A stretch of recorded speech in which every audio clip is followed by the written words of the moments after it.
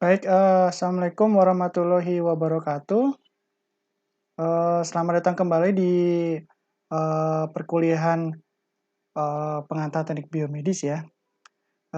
Video ini merupakan video kelima atau video pertemuan kelima untuk mata kuliah pengantar teknik biomedis ini. Baik, sebelumnya mungkin mari kita berdoa terlebih dahulu sebelum kita memulai perkuliahan hari ini atau perkuliahan ini. Berdoa dipersilakan. Baik, cukup. Eh,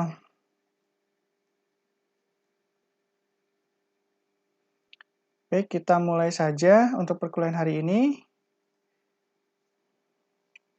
Jadi, sebab atau pembahasan di video kelima ini adalah tentang biomekanika ya. Jadi, seperti yang sudah saya pernah jelaskan di video-video atau pertemuan kita sebelumnya, mata kuliah ini adalah mata kuliah pengantar ya. Jadi, hanya memberikan sekilas pandang saja tentang materi-materi yang akan dijelaskan atau akan pelajari yang Anda akan pelajari di teknik biomedis.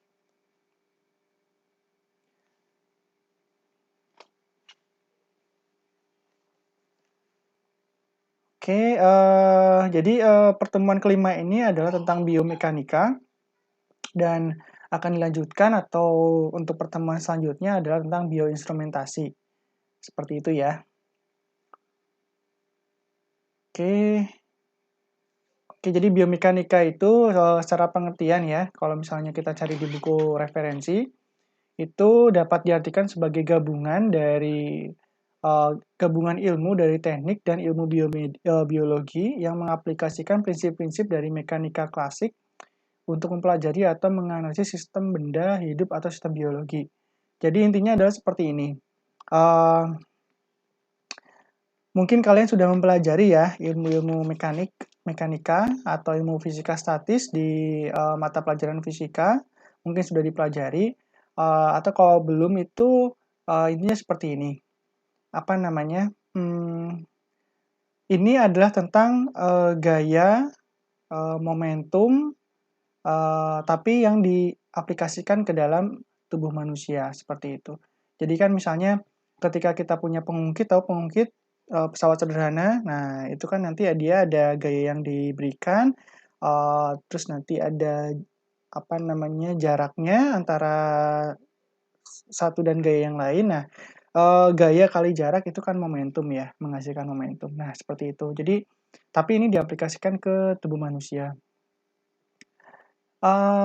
Intinya adalah, di biomekanika ini, bagaimana cara kita menghitung beban atau gaya yang akan diterima oleh tubuh manusia ini, tubuh manusia. Misalnya ketika kita bergerak, berlari, mengangkat beban, itu dari beban yang misalnya kita mengangkat beban nih, kita mengangkat beban misalnya 10 kilo. Nah, bagaimanakah dari tubuh kita yang, akan menerima beban sebesar itu?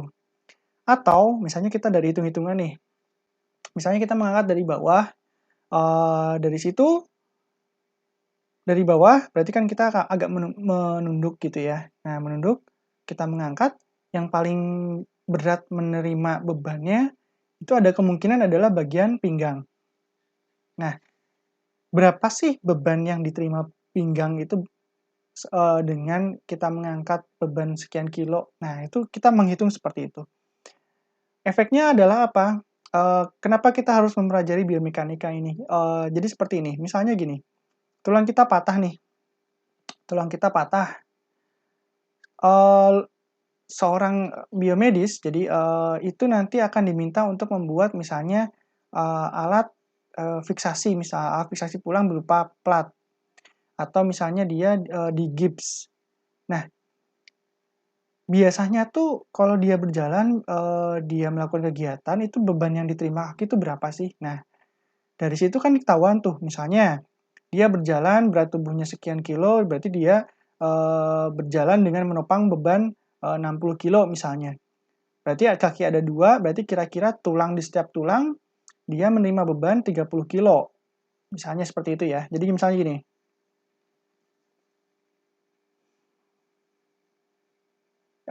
ini tubuh nih. bebannya total, badan, kepala, sampai bagian kaki ini, beratnya adalah sekitar 60 kilo. Berarti beban yang diterima setiap kaki, ini sama yang ini 4 ya? Maksudnya ini ya, ini sama ini misalnya ya. Ini 30 kilo berarti sama ini 30 kilo kan? Seperti itu. Itu kasarannya, itu belum dihitung dengan yang lain-lain ya, itu, secara, apa namanya, kasaran saja. Sehingga, kita harus bisa membuat plat, misalnya patah tulangnya di sini nih. Berarti kita harus membuat sebuah plat yang bisa menahan, beban 30 kilo, seperti itu. Jadi nanti dari situ kita bisa mencari nih material yang cocok apa, desainnya seperti apa, agar bisa menahan beban, 30 kilo ini. Nah, seperti itu. Itulah kenapa kita membutuhkan atau mengharuskan, lulusan teknik biomedis untuk untuk mempelajari biomekanika ini. Seperti itu. Jadi banyak ya. Jadi, apalagi ketika kita berlari. Berlari itu dia, lebih berat ya bebannya ya. Beban yang diterima oleh kaki itu lebih berat. Seperti itu. Jadi, itu adalah gambaran kenapa kita harus mempelajari biomekanika ini ya. Oke, berikutnya. Nah, ini adalah, apa namanya, beberapa cakupan yang dipelajari di biomekanika. Jadi, biomekanika itu nanti kinesiologi itu sebenarnya nama lain dari biomekanika ya. Terus anatomi, kita juga harus mempelajari anatomi, karena di anatomi, karena kita menghitung, apa namanya, beban, gaya, momentum, ketika kita membeban beban dan itu dibebankan ke tubuh kita. Jadi, bagaimana sifat-sifat mekanik itu ketika, terjadi di dalam tubuh atau pada tubuh manusia. Makanya kita harus mempelajari anatomi juga eee, karena yang menerima beban adalah tubuh kita gitu kan.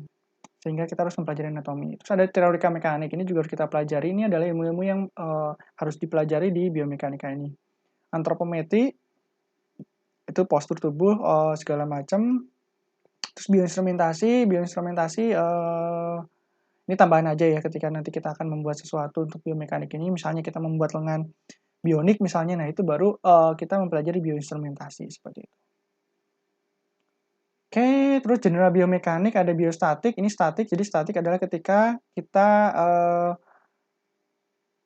kita misalnya membawa beban tapi tidak bergerak ya bebannya. Jadi kita misalnya memanggul beban misalnya. Tapi badan kita tidak bergerak. Beda halnya dengan biodinamik.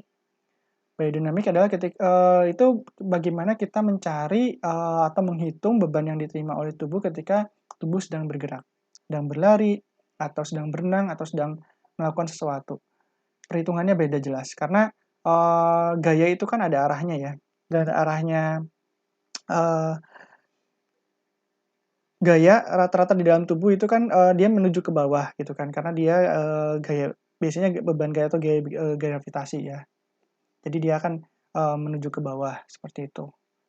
Jadi, ketika kita bergerak, eee, porosnya atau gayanya kan bisa berubah-ubah sesuai dengan misalnya kakinya agak di atas, berarti dia gayanya tetap ke bawah, kakinya miring seperti ini misalnya, gayanya tetap ke bawah gitu kan. Nah, itu nanti kita hitung di situ. Biasanya kalau yang biodynamic ini, dia menggunakan aplikasi khusus ya, untuk menghitung seberapa besar beban yang diterima oleh tubuh ketika bergerak dengan membawa beban sesuatu, seperti itu. Ini adalah pekerjaan-pekerjaan di biomekanik ya, ketika Anda, sudah selesai atau Anda berfokus ke biomekanik, ini adalah beberapa pekerjaan yang bisa kalian, tuju gitu ya, bisa kalian lamar. Yang pertama adalah workplace design. Jadi, biomekanik itu kan tidak hanya terpaku pada ketika kita menerima beban juga, tapi bagaimana, eee, postur tubuh kita juga dihitung di situ gitu kan. Jadi, ketika kita menghitung, jadi workplace itu kan jadi bagaimana mendesain sebuah tempat kerja yang, istilahnya ramah ramah tubuh lah ya, ergonomis seperti itu. Jadi, misalnya di bagian, apa namanya, kalian tahu mesin? Jadi permesinan gitu ya. Jadi kan permesinan itu kan ada beberapa tahap tuh. Ada perakitan, ada pembungkusan. Nah, misalnya ketika besok kalian nanti magang, Ya bayangin gini lah, misalnya kalian, bungkus kacang gitu kan, bungkus kacang. Nah, bungkus kacang itu kan, misalnya, eee, pabriknya adalah pabrik membungkus kacang, seperti itu. Nah, berarti kan tugasnya adalah bagaimana, jadi dari 8 ya, misalnya dari jam 8 sampai jam 4 sore, ya tugasnya hanya membungkus kacang gitu kan. Nah, bagaimana caranya si membungkus kacang itu tidak membebani atau tidak jadi nggak marahi pegel lah, intinya seperti itu. Jadi si, workplace designer ini dia mendesain bagaimana caranya agar, pekerjaan yang dilakukan berurutan, apa, berkelanjutan gitu, terus-menerus ya. Misalnya seperti tadi, bungkus kacang, tapi dia, ergonomis gitu, ke tubuhnya jadi nggak pegel, lebih lebih ringan, lebih enak gitu kan, nggak marahi pegel. Nah, itu sangat penting, karena, hitungannya 8 jam per hari gitu kan. Kalau misalnya dikalikan setahun, dikalikan berapa tahun, itu bisa lama sekali kalian membungkus kacang, istilahnya seperti itu. Beda halnya dengan kalau, hanya 1,5 jam bungkus kacang itu mungkin ke badan nggak terlalu pegel, tapi ketika itu dilakukan berhari-hari, berjam-jam, itu nanti lebih membebani tubuh, seperti itu. Yang berikutnya adalah tool and equipment design. Jadi, banyak peralatan-peralatan tambahan atau peralatan mesin yang didesain, dengan, menggunakan ilmu-ilmu biomekanik ya. Jadi, misalnya bor tangan, gerinda tangan gitu kan didesain bagaimana caranya biar nggak, misalnya ya, bor tangan, dia kan berputar terus kadang-kadang dia bor, beton misalnya, itu kan ada getarannya. Nah, bagaimana getarannya itu tidak terlalu merusak tubuh, seperti itu. Ya banyak, Kak. Sitting device design, jadi, peralatan duduk, desain peralatan duduk, ya itulah kayaknya ya. Manual material handling, nah ini, jadi ketika kita di pabrik biasanya ada namanya material handling atau, penanganan material ya, jadi bagaimana cara memindahkan material dari satu titik ke titik yang lain.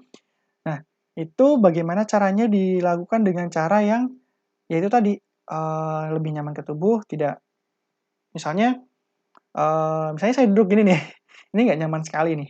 Kalau misalnya duduknya agak lama kan, sangat tidak nyaman seperti itu dan bisa merusak, postur tubuh segala macam.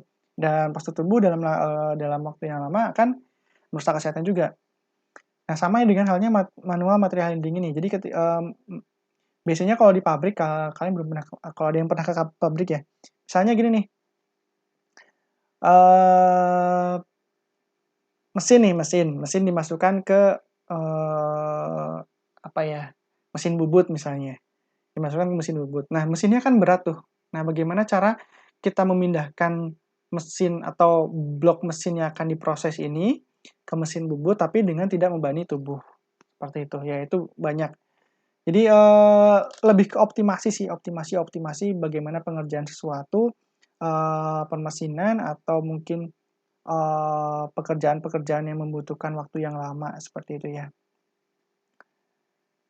Screening and assignment of people, ya ini men-screen aja, men-screen dan menugaskan orang-orang.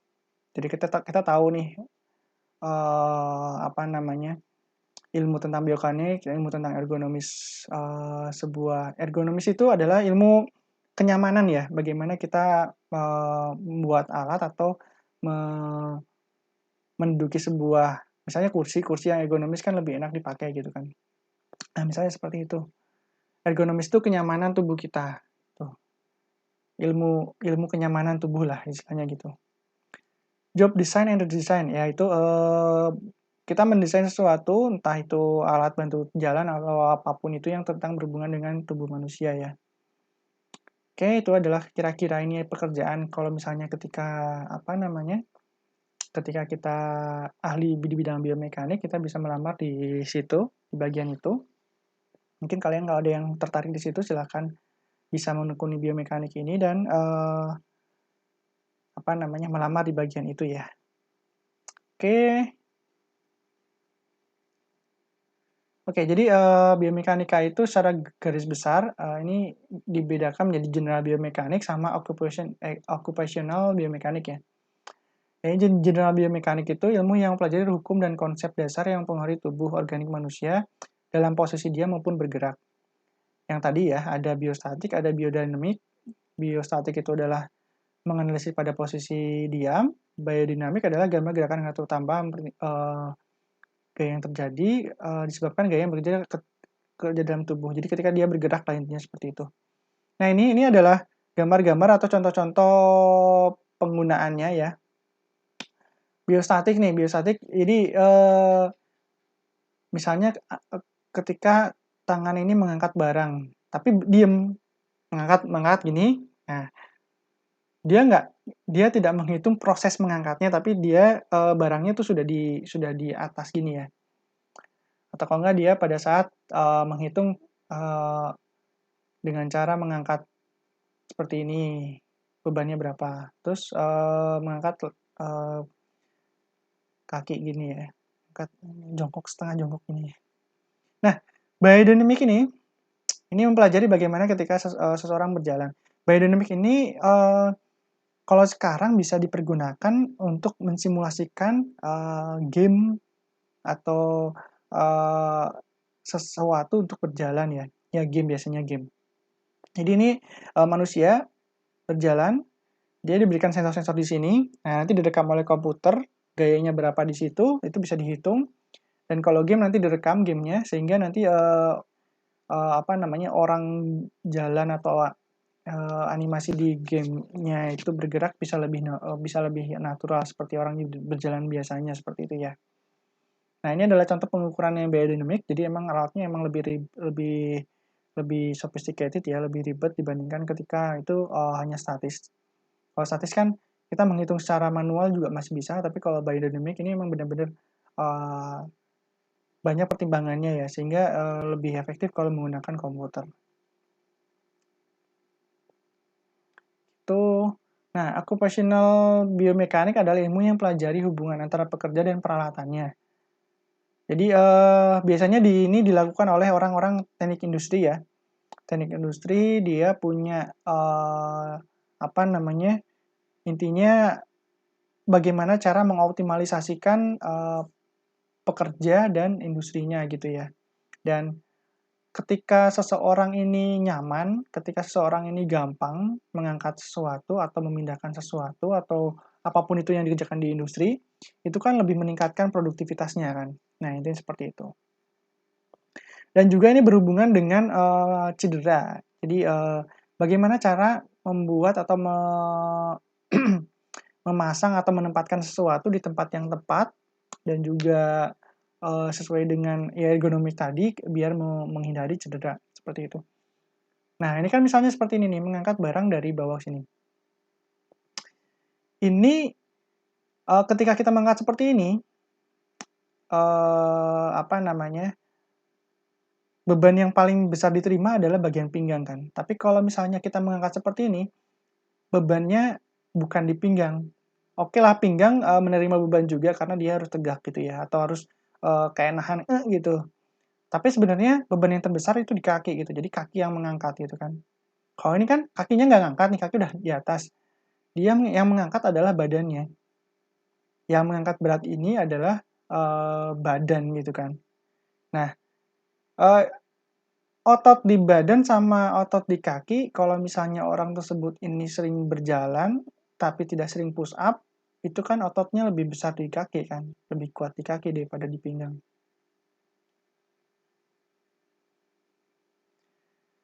Nah, ada lagi, ini adalah proses main golf ya. Ini ketika dia tangan di atas, ini yang tegang atau yang menerima beban paling besar itu adalah di pinggang sini. Pada saat ini juga sama. Ini pada saat ini tangan ya. Tangan yang bergerak, ini bebannya paling besar di sini. Setelah itu ini juga pinggang gitu ya. Karena pinggang nanti yang melempar. Jadi ini biasanya yang olahraga-olahraga gini sama yang di industri itu sangat dipelajari ya. Jadi kan kalau di olahraga ini bagaimana caranya bisa memukul misalnya memukul bola golf dengan lebih dengan misalnya bisa memukul dengan keras gitu kan. Nah, ini pergerakan semua tubuh ini dihitung gitu kan. Ini kenapa kakinya seperti ini, terus pertama-tama yang harus dikuatkan di bagian mana, itu udah dipelajari ya ini. Banyak dipelajari oleh, biasanya lulusan-lulusan olahraga atau yang, berkecimpung di bidang olahraga, biasanya seperti itu.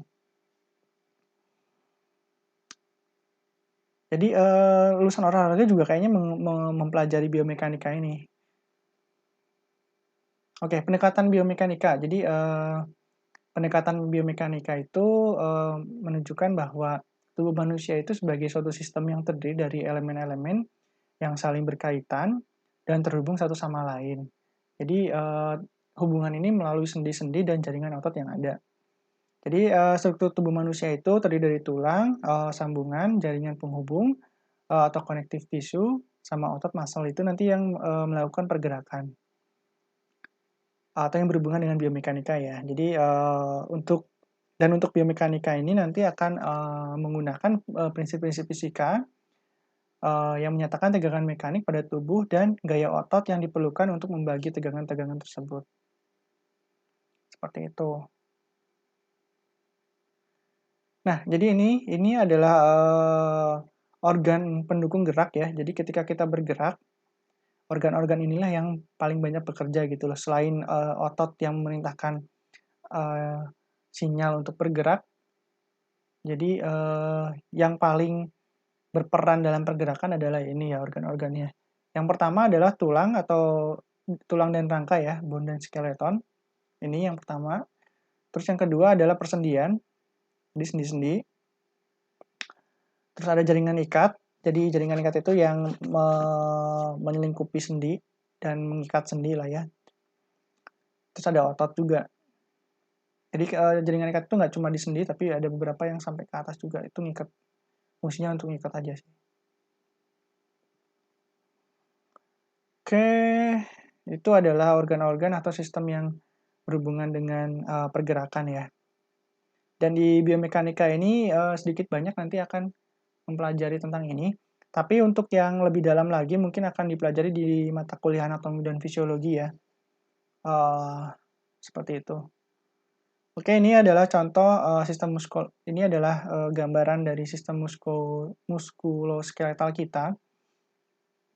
Jadi misalnya di gambar yang sebelah kiri, ini gambar tampilan depan, ini tampilan belakangnya. Jadi, ini ada muscle atau otot, ini adalah gambaran otot tubuh manusia, yang sebelah kanannya adalah gambaran rangka atau tulang dari manusia, ini ada nama-namanya, ada, sternocleidomastoid, ada pectoralis, bicep, brachioradialis, external oblique, rectus abdominal, dan lain-lain ya. Nah, ini yang bisa bikin, perut para cowok six pack ya ini ya, rectus abdominis ini. Terus ada tulang-tulangnya ini ada femur, ada patella, ada tibia, ada fibula, ada pelvis, ada ulna, ada radius, sternum, ribs. Nah, jadi tulang pelvis ini kan lebar nih. Biasanya orang-orang kalau misalnya cari bone graft itu biasanya diambilnya dari si tulang ini dulu nih. Jadi ketika ada patah tulang atau patah tulang misalnya ya, ada rongga, biasanya diambil dari sini dulu. Ya itulah. Ribs, ini enak ya, tapi bukan tulang manusianya, tapi tulang sapi. Ribs sapi itu enak. Humeru, clavis, mandible ini. Nah, ini biasanya yang sering digunakan ketika apa namanya, cowok-cowok mau rahangnya agak kotak itu ininya dioperasi ya mandible-nya. Dan ini juga kalau misalnya petinju biasanya banyak yang retak nih mandible-nya. Oke, itu kalau ini udah dipegang sama sih, radius, ulna, femur, tibia, fibula, muscle, trapezius, deltoid. Nah, ini ternyata apa namanya? Otot juga macam-macam ya namanya ya. Hamstring, gastrocnemius. Nah, biasanya pelari-pelari itu nih atau pemain sepak bola ini gede banget nih.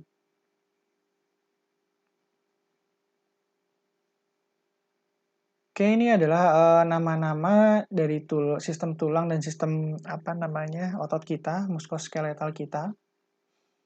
Nah, ini yang kemarin saya ambil dari gambar apa di video sebelumnya. Ada muscular system atau sistem otot perototan kita dan sistem rangkanya kita. Biasanya kalau muskular ya cuma skeletal sama tendon doang sih. Skeletal muscle sama tendon. Kalau tulang ada cartilage, ada bones, ada joint. Cartilage itu adalah tulang lunak ya, tulang rawan. Joint ya sendi, persendian.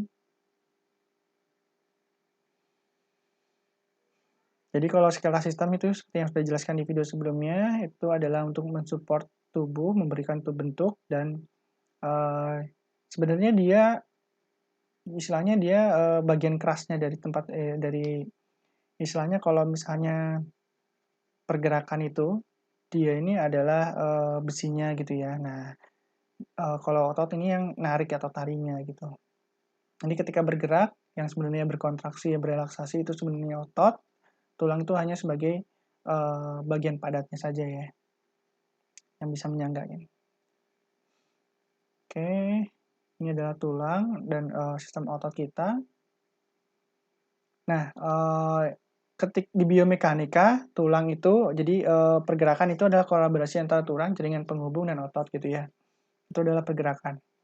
Dan tulang ini di biomekanika atau di pergerakan itu adalah alat untuk meredam dan mendistribusikan gaya atau tekanan yang ada padanya gitu ya. Jadi tulang itu ya berfungsi sebagai meredam dan mendistribusikan gitu kan bagian padatnya gitu. Tapi yang menarik, mengendorkan itu bagian otot. Nah ini pada dasarnya itu kira-kira dibagi menjadi 5 ya, ada tulang tengkorak, tulang belakang, badan, tangan, dan kaki. Jadi sebenarnya banyak ya nama-nama tulang itu. Sternum, ulna, radius, femur, ini si mas-mas tulang ini lagi mikir kayak ini. Metatarsel, tibia, fibula, patella. Mungkin di mata kuliah saya mungkin tidak akan disuruh untuk menghafalkan ini ya, tapi kalau ketika Anda nanti di mata kuliah anatomi fisiologi atau di mata kuliahnya Pak Bopi, mungkin Anda harus menghafalkan ini ya. Selamat menghafal. Oke. Nah, ini adalah persendian. Jadi persendian itu ternyata kita punya beberapa jenis persendian di dalam tubuh kita. Ada 1, 2, 3, 4, 5, 6. Kira-kira ada 6 jenis persendian. Yang pertama adalah plain joint ini. Jadi pergerakannya sebenarnya dia nggak bisa bebas, tapi dia bisa bergerak. Jadi ini kan contohnya adalah tulang rusuk ya. Tulang belakang ini. Tulang rusuk. Bukan tulang rusuk. Tulang belakang. Jadi dia bisa bergerak gini, pergerakannya gini, tapi dia tidak bebas gitu ya. Jadi nggak bisa muter. Muternya, ya bisa dikit ya, bisa muter. Tapi nggak bisa sebebas hinge joint ini ya misalnya. Kalau hinge joint kan dia emang difungsikan hanya untuk bergerak dua arah ya, satu arah. Ini aja. Terus ball and socket joint ini berarti dia ada soketnya, ada bolanya gini. Biasanya ini dipanggul sama di bagian pundak. Jadi dia bisa muter gini. Nah, ini persendiannya. Bisa gini, dia bisa muter. Saddle joint ini mirip kayak pelana kuda. Jadi dia bentuknya seperti ini. Biasanya di jempol ya ini ya. Dari ibu jari. Pivot joint ini di bagian rahang belakang sini. Terus ada condyloid joint. Ini di bagian jari jari telunjuk, jari yang banyak ini. Jari yang sebelah sininya ya. Yang sebelah sininya. Nah, ini adalah kira-kira bentuk persendian yang ada di dalam tubuh kita. Ada ball and socket joint, ada plain joint, ada hinge joint, ada saddle joint, ada pivot joint, ada condyloid joint. Nah, biasanya ketika banyak penelitian, dosen-dosen saya juga banyak tuh di teknik mesin dan industri, dia membuat ini ya,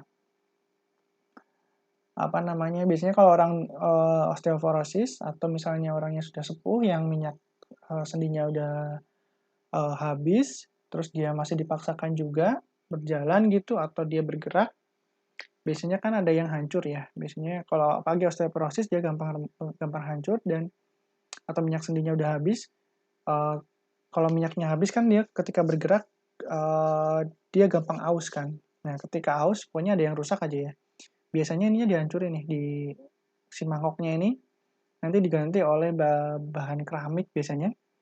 Jadi ininya nanti eh, sendinya dibolongin dibesarkan gitu, terus nanti dimasukin mangkokan keramik ini, tapi dari keramik.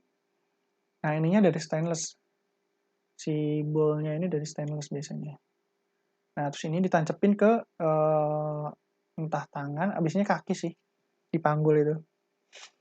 Ini ditancepin ke tulang ini, tulang betis. Gitu. Ya, gitulah. Yang lainnya biasanya jarang sih. Ini yang sering nih, tulang panggul ini. Dan biasanya kalau tulang panggul ini biasanya nenek-nenek gitu, terus dia kepleset jatuh, biasanya yang paling rentan itu tuh sininya. Paling rentan tuh ini. Gampang pecah. Kemarin juga nenek saya juga sempat jatuh, terus kayaknya ini bagian ini retak gitu, terus sekarang udah nggak bisa jalan lagi. Mau dioperasi sudah nggak bisa. Karena tekanan darahnya tinggi apa terus jadi akhirnya tidak dioperasi.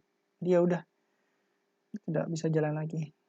Jadi hati-hati ya sama nenek-nenek kalian, jadi harus dijaga benar-benar. Kalau jatuh kadang-kadang pengobatannya sudah tidak bisa lagi karena uh, penyerapan kalsiumnya sudah tidak semaksimal kalau masih muda gitu ya. Jadi penyembuhannya pun semakin lama semakin susah, semakin susah. Kira-kira seperti itu. Nah, ini penjelasan-penjelasannya. Pivot joint.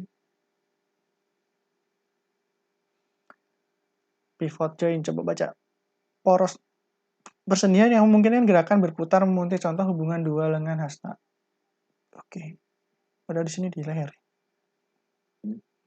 Ball joint di sini, socket joint. Hingga di sini. Sebenarnya kan kalau di sininya itu kan hanya gini aja kan. Kalau gini kan dia tidak ikut bergerak ya. Kalau ini kan lebih ke di sini ada ototnya yang bisa memungkinkan dia berputar seperti ini. Tapi sebenarnya sendinya dia nggak ikut berputar kan. Sendinya ya hanya cuma gini aja, dia nggak bisa muter lain. Nah ini kan otot yang sini. Tapi kalau dari segi seninya dia cuma bergerak bisa gini doang. Ellipsoid joint ini, saddle joint.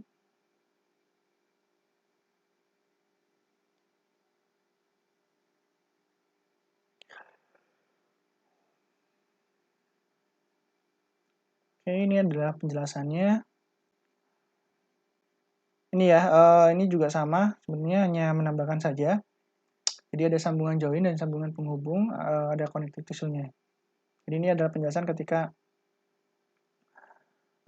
tulang dan connective tissue. Jadi connective tissue itu terdiri dari 3 bagian yaitu kartilage, ligamen, dan tendon. Terus jadi ini biasanya yang ada aplikasi fisika, teori fisika itu biasanya di sininya. Nah, ini kan connective tissue nih, jaringan ngikat ya, dia ngikat nih. Misalnya ini nih, dia berfungsi untuk mengikat dari otot sini ke tulang. Dia ngikat tulang. Nah, kartilage itu biasanya di di sendi-sendi ya, di dalam sendinya. Terus dia juga melingkupi sendi kadang-kadang. Nah, ini joint kapsul ini dia membungkus persendian, dia ngikat biar nggak kemana-mana sendinya. Ini kalau tulang doang nggak ada jaringan ikatnya atau nggak ada ototnya kan dia bisa copot kan. Nah, yang ikat antara satu sendi dan sendi yang lainnya ya jaringan ikat ini. Intinya gitu sih.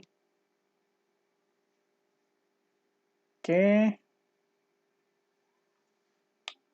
Nah, ini kartilage. Jadi tulang rawan.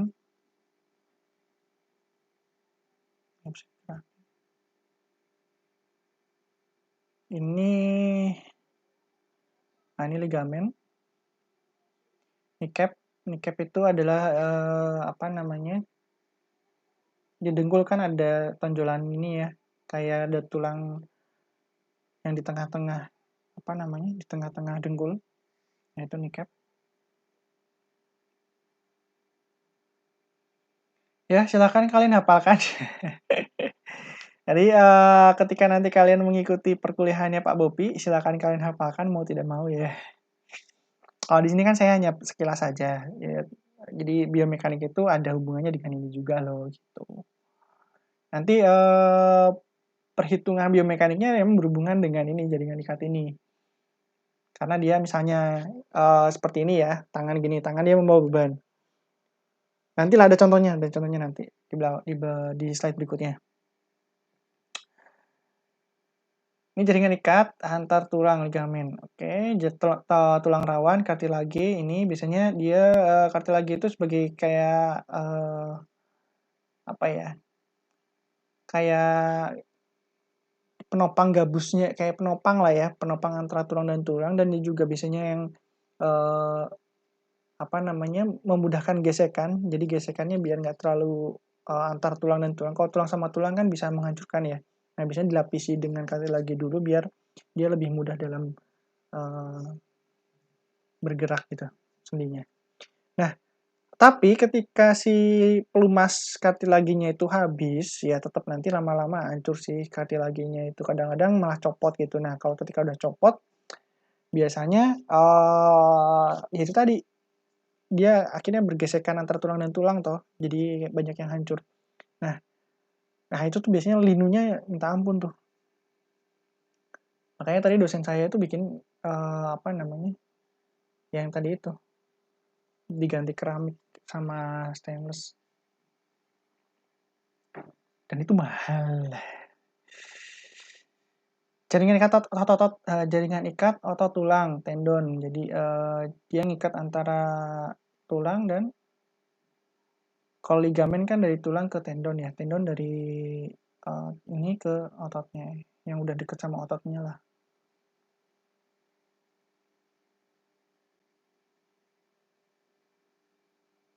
Ini tulang sama tulang itu ligamen, tapi di sini juga ada kartilage nyambung ke tendon juga ya. Ada beberapa yang nyambung ke tendon juga.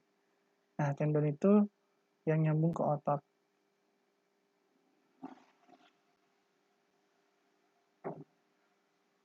Oke, ini kita ke otot ya, perototan. Jadi otot itu ada otot lurik, striated or skeletal muscle, ada otot polos, ada otot jantung, cardiac muscle, ada smooth muscle. Ya, kira-kira seperti itu. Dan biasanya emang ada kekuatan tariknya segala macam ya, otot itu tiap otot ada. Jadi nanti ketika dia menarik tulang, itu kekuatannya berapa, itu emang ada ininya. Oke, ini adalah apa namanya penampang melintang dari otot. Ketika kita bedah, otot itu bisa dibagi menjadi beberapa. Jadi otot itu ternyata tidak segojot gitu ya, tapi dia bentuknya apa namanya kayak serat-serat gitu. Serat bergabung menjadi ini myofibril. Myofibril sebenarnya lebih gabungan dari apa? Dari fibril, dia gabung juga menjadi ini. Terus dia bergabung jadi ini, endomysium, between fiber ada ininya. Dia bergabung menjadi ini. Jadi serat-serat yang bergabung ya. Makanya itu kuat. Ini adalah apa namanya nuklei atau sel inti sel dari sel otot. Ini ada pembahasannya nih. Panjang sekitar sini, senyawa kimia melalui proses anaerob dan anaerob. Oke, itu mungkin sekilas tentang bagian tubuh manusianya ya. Nah, ini juga ada nih otot rangka. Ya sama sih. Ada bicep, ada ini segala macam udah dijelasin tadi. Oke, kita ke gerakan. Jadi gerakan itu ada beberapa. Ini ada pergerakan namanya. Dan ini ada derajat-derajatnya, ada sudut-sudutnya. Ada rotationnya itu sebenarnya 30 sampai 35 derajat ke bawah, ternyata maksimalnya head rotation itu maksimal ke atas itu 60 derajat ke belakang. Nah, ini ada pergerakan-pergerakan, ada extension, flexion, hypertension, abduction, abduction.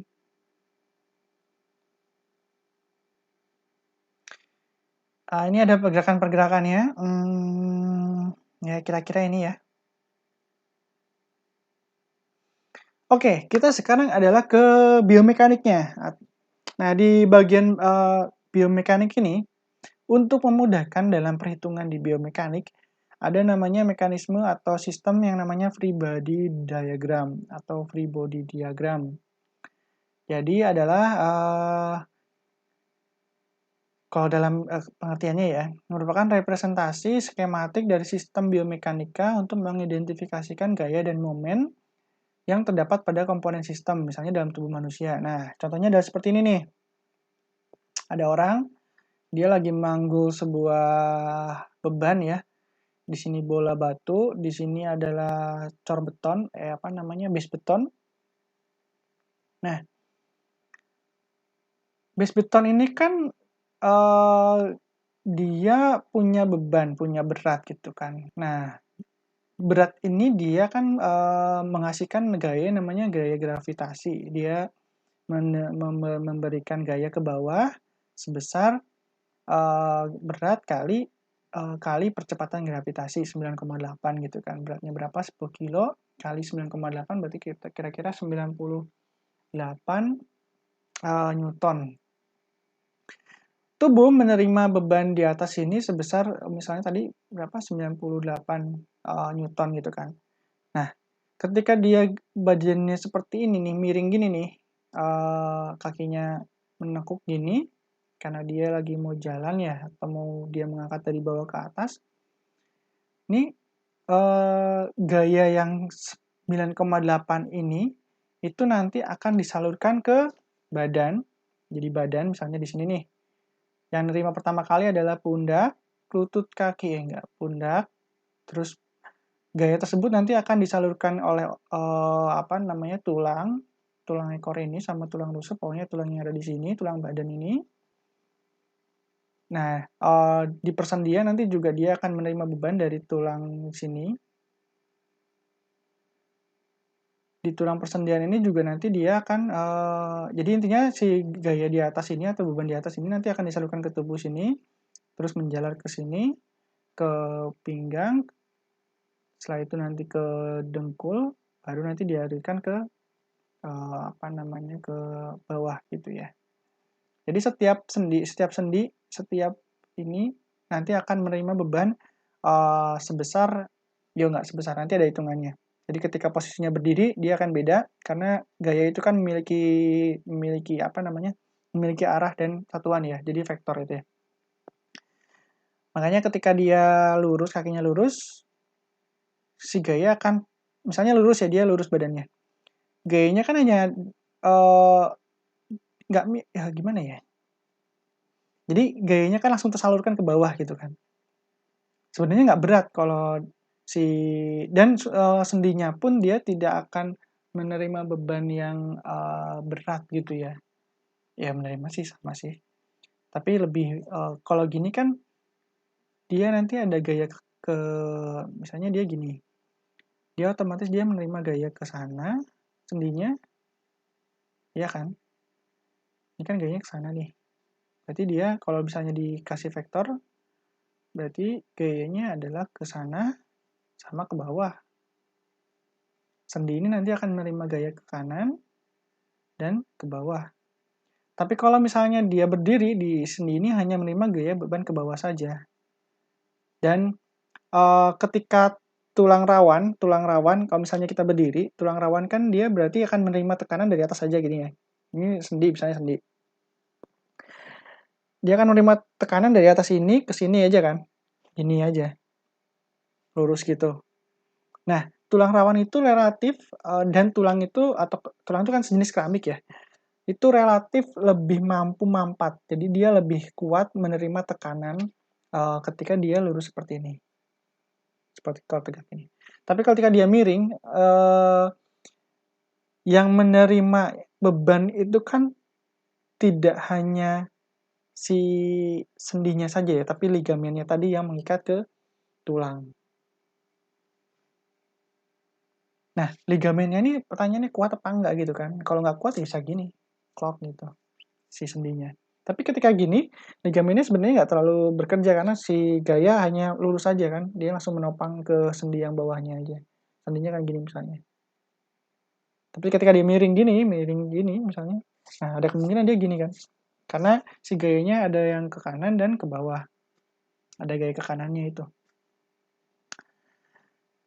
Kayak kira-kira seperti itu. Ini adalah gambaran dari free body diagram ya. Jadi ada intinya adalah kita menyederhanakan si tubuh manusia ini. Jadi ketika ada beban di sini, oh berarti nanti si tubuh ini akan menerima beban sekian, gayanya mengarah kemana, ke arah sana misalnya. Itu ya. Ini juga sama.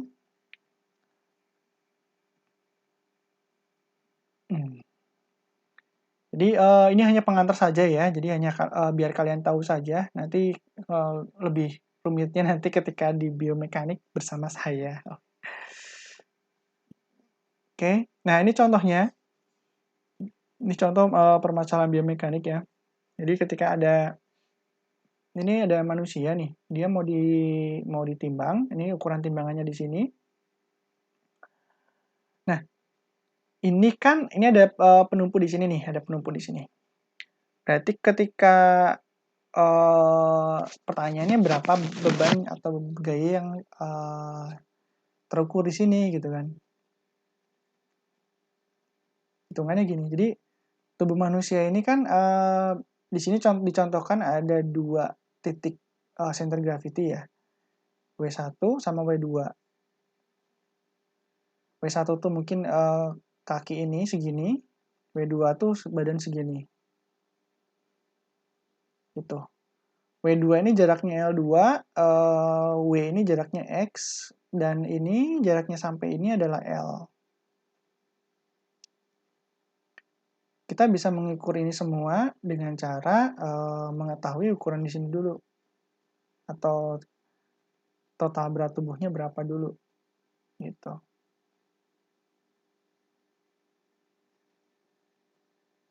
Nah, tapi ketika si kakinya ini ditekuk, nah X-nya ini kan jadi berubah.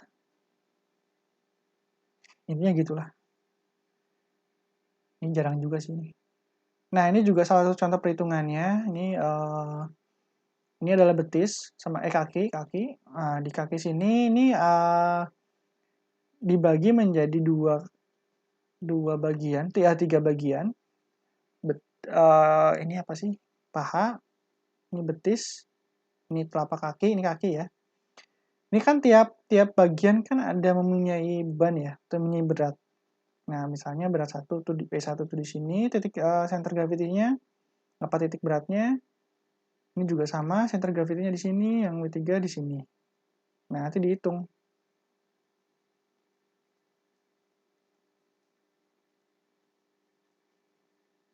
Tuh, ini adalah contoh free body diagram atau cara perhitungan, cara penyederhanaan dari biomekanika ya. Oke, lanjut. Ini contoh aja. Nggak usah ini banget. Nah, jadi gini. W1 itu kan arahnya ke bawah nih, pasti ke bawah. Karena gravitasi kan. Beban itu kan pasti mengarah ke bawah. Nah, ketika ini kakinya nempel di tembok, nah ininya pun jadi seperti ini. Arahnya tetap ke bawah W-nya. Gitu. Perhitungannya pun jadi berbeda ketika ini sama yang ini. Nah, ini adalah contoh perhitungan ketika berlari. Ini aksis ini kan, aksis right hip-nya kan dia berbeda-beda ya ketika berlari. Ini yang pertama seperti ini, yang kedua seperti ini, yang ketiga seperti ini. Dan ini bergerak, karena dia bergerak, sudut kakinya ini pun dia bergerak juga kan, maksudnya tidak di sudutnya dia dinamis kan. Nah, itu yang menjadi perhitungan menjadi agak susah. Nah, ketika ini contoh aja, ketika kakinya lurus, ini konstantannya juga ke bawah semua kan, tapi ketika dia kakinya miring, ininya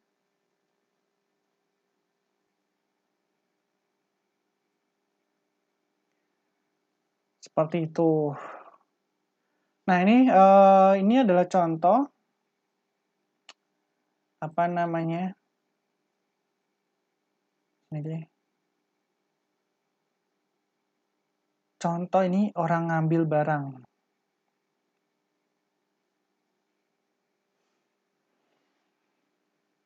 Nah, dia tinggi panjang badannya 17 inch, panjang kakinya 39 inch, total panjangnya ada 70 inch. Oke. Jadi ketika dia mengambil barang dengan sudut seperti ini ada 12 inch ke atasnya, bebannya adalah 32 pounds, lb itu pounds ya. Terus sehingga pada saat di center gravity-nya ini bebannya adalah 380 pound in. Tapi ketika dia ngambil dari bawah, bebannya di sini adalah 270 pound in.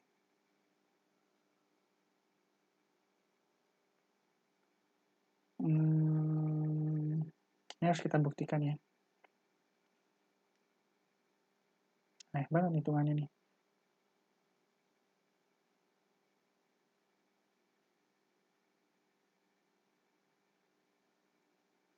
Seharusnya ya, ini tuh lebih kecil daripada ini. Tapi ini kalau lebih besar.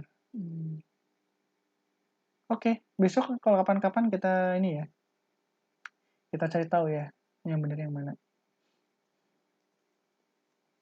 Ini hanya contoh saja. Nah, ini adalah apa namanya,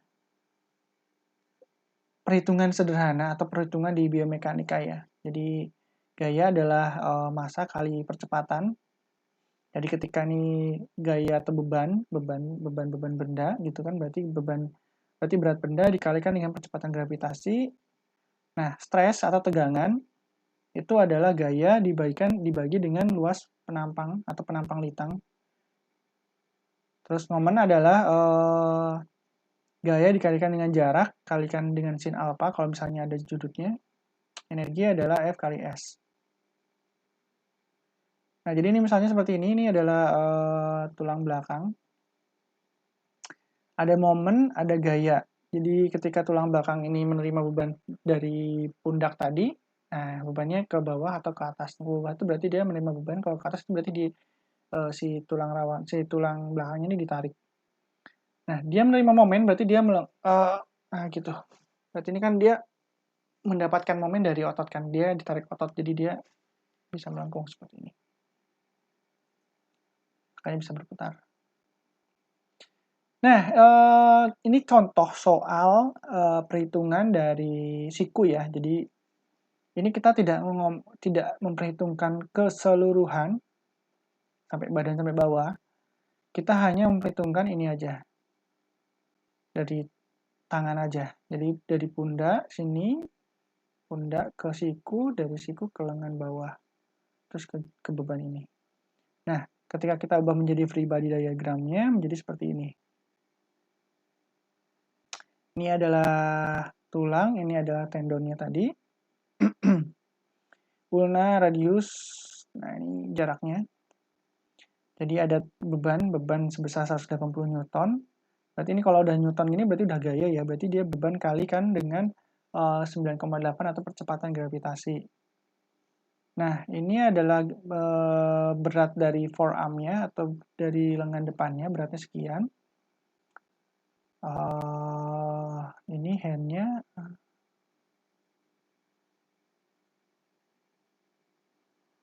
Oke, ini sebenarnya 10 Newton. Jadi ini bebannya adalah 180 Newton, ini adalah 110 Newton.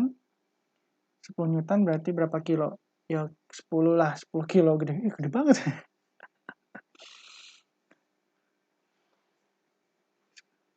Oh enggak ding, 1 kilo, 1 kilo, sorry. Ya 1 kiloan lah. 1 kilo, ini beban tangannya 1 kilo, terus beban bendanya ini 180 kilo, ya sekitar 18 kiloan lah, 180 Newton. Oke, ini jarak-jaraknya, ini ototnya, tendonnya di sini. Ini adalah sendinya di sini, jadi ini yang menerima beban. Ini di sini juga ada momen. Jadi ketika sebuah siku menerima beban, jadi ingat ya, semua beban itu, jadi semua siku itu pasti menerima beban. Nah, bebannya berapa? Nah, tinggal bebannya berapa aja. Nah, sebenarnya juga dalam tubuh ini bisa kita pisah-pisah nih. Misalnya ini nih, ini pertamanya kita memisahkan tangannya dulu nih, tangan depan. Ini. Kita pisahkan tiap sendiri kan nanti dia titik ini berarti dia menerima beban ke bawah berapa, ke samping berapa misalnya. Nah, beban yang diterima di sini itu juga harus sama dengan beban yang diterima di atas ini.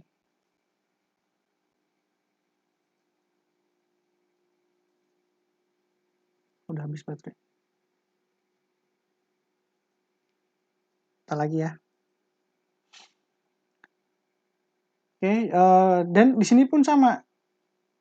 Jadi kita bisa membuat free body diagram itu dipisah-pisah gitu ya. Jadi nggak full segojot satu manusia gini, tapi lebih pisah-pisah lengannya dulu, terus nanti lengan atas, terus nanti badan, terus nanti betis, paha, betis, terus kaki gitu ya.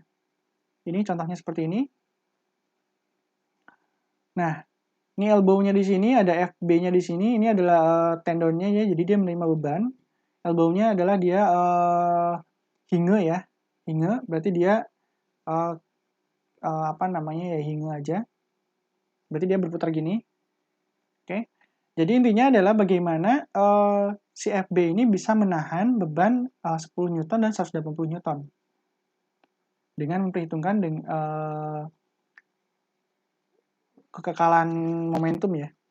Jadi momentum ini tambah ini sama dengan momentum FB-nya ini. Jadi 5 cm kali FB sama dengan 17 kali 10 dan 35 dikalikan 180.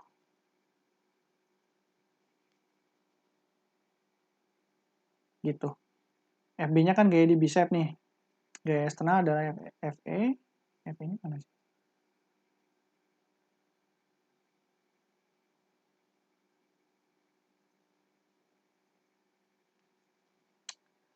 Seperti itu.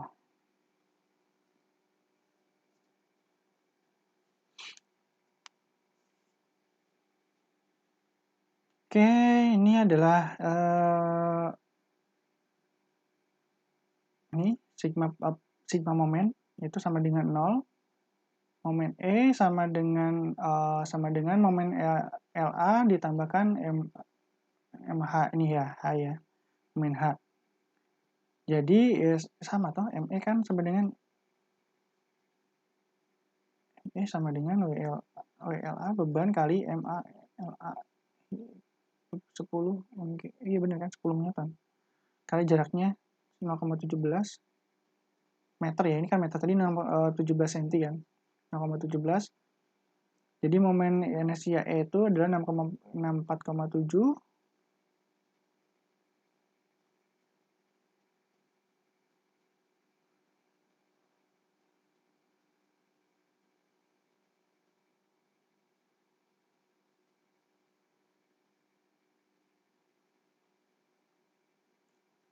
udah tikus. Oh maaf.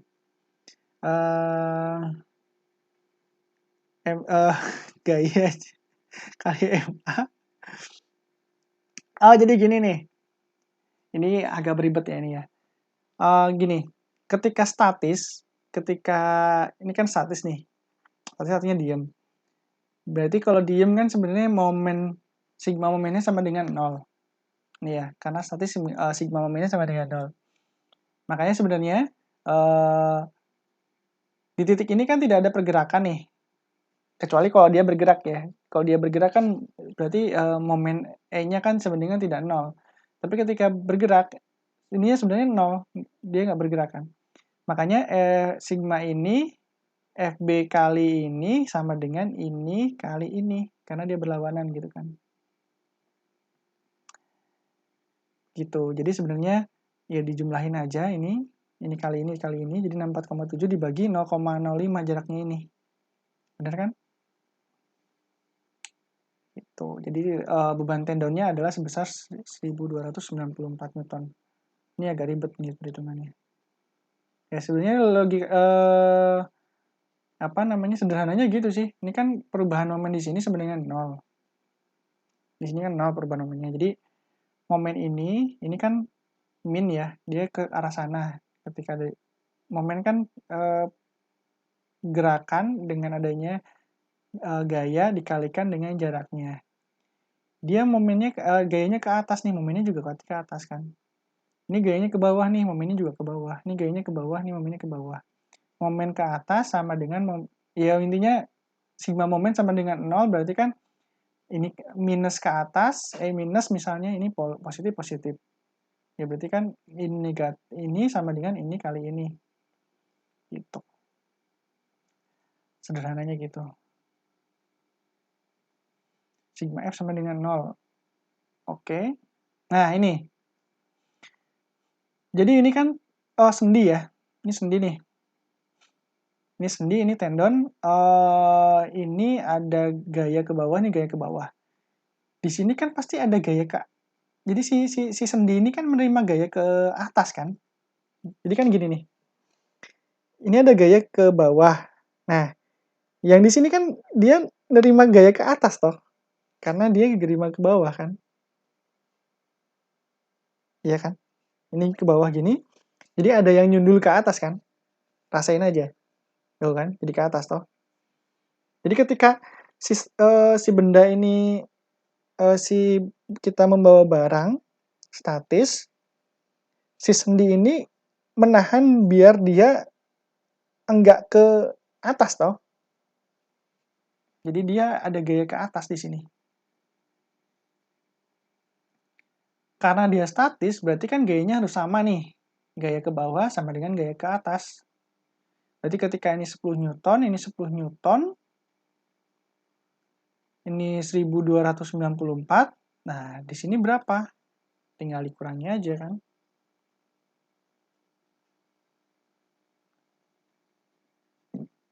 1104 Newton. Si tulang ini menerima beban segini dengan hanya kita membawa beban 10 berapa? 18 kilo. Kita tuh membawa beban 10 kilo, 18 kilo, itu tulang itu dan tendon itu dia menerima beban atau menerima gaya sebesar 1294 Newton dan gaya di tulangnya, di sendinya, dia menerima beban, menerima gaya sebesar 1104 Newton, 10 kali lipatnya. Ya, ya hampir, ya sekitar itu.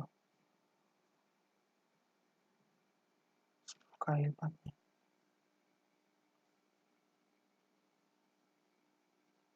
Nah, kan.